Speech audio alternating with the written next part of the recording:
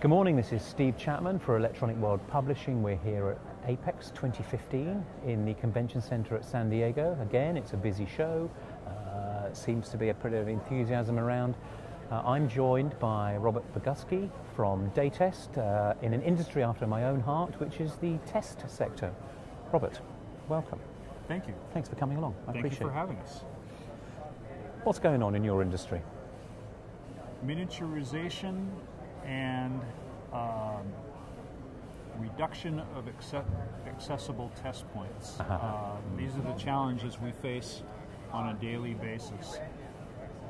In the early days of in-circuit testing, which was the foundation of Datest's business, we could be assured that a board design always had a corresponding physical access test point for every test probe that we designed into an ICT fixture for an Agilent Keysight 3070, for example. Yep. The problem we face here and now in 2015 is miniaturization for mobile devices has taken away those test points and forced us into adopting new techniques, many of them virtual techniques, to gain access to the digital devices on the board. So while we do continue to use in-circuit testing, that's still a mainstay of our business, we have many new software techniques that we've adopted to improve or maintain access to some of these smaller devices.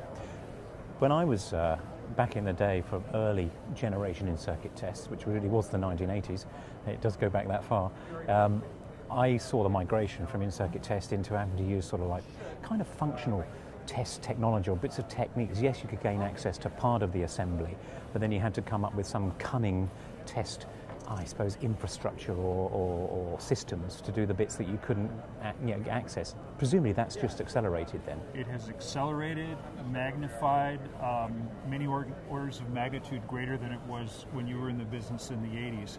Frequently these days a customer will come to us with a notion of having in-circuit testing engineered for his board, only to find that due to the very issues you described, we have to come up with a hybrid approach where a certain segment of the board requires ICT, another portion of it functional.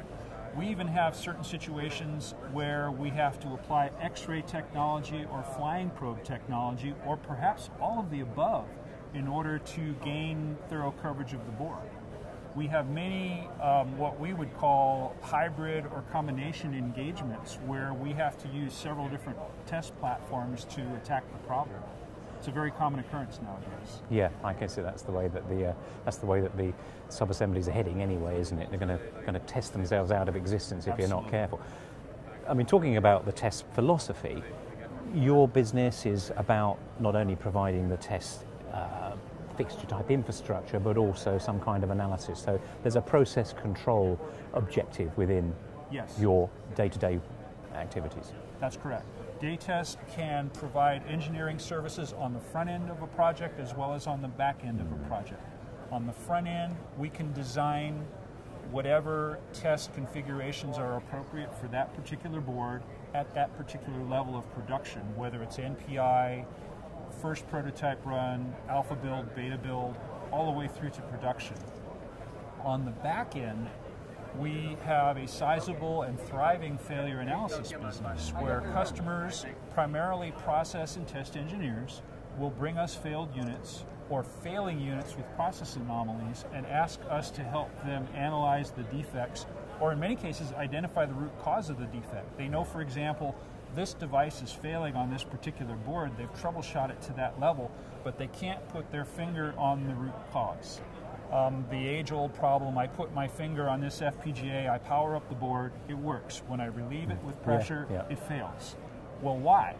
That's where we come in. We have some very powerful X-ray technology that we can use to identify some well-known defects like head and pillow, micro-cracking, stress fractures, solderability issues, cold joints, for example, all of the above. And we can do it in 2D, we can do it in 3 dimensions, and we also have CT scan capability. Yeah. So you gave an array of potential test failures there as they just get more and more. What's the most common stuff? What are you seeing a lot of at the moment as a function of miniaturization and things? The irony is the age-old problem continues to be solderability defects. On this show floor, you see lots of capital equipment manufacturers who sell multi-million-dollar systems, but the truth of the matter is there are still a lot of bad boards out there. Yeah. We have a business owing to that fact. And most of the defects that we find continue to be process and workmanship related, going down to the solder joint level. BGA balls, for example. Yep.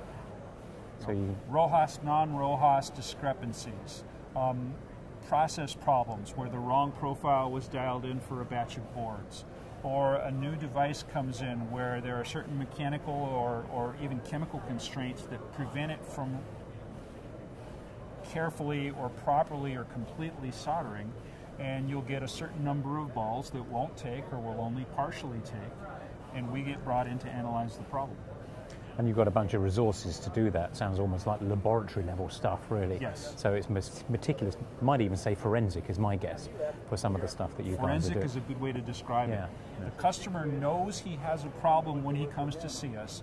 He or she typically has, again, done some preliminary screening, but then to achieve the next level of analysis, they hire us, and we use the lab services at our disposal, which are largely non-destructive, although we do have some destructive features as well, some destructive services.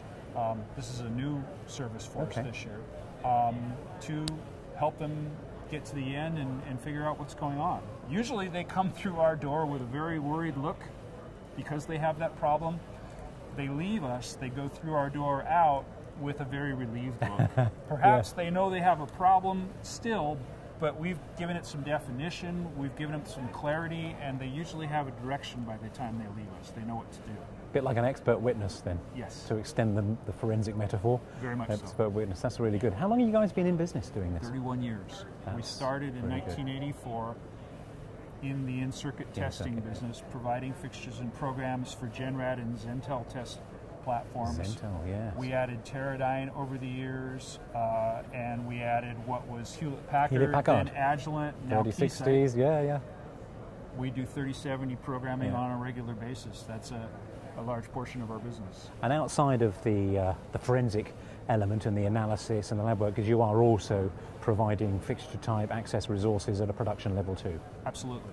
We can design the fixtures and retain them at our facility and continue to perform the testing at our facility if the customer so desires, or ship that fixture and program to another facility, which is typically a contract manufacturer, whether it's domestic or international, and provide whatever level of support the customer desires.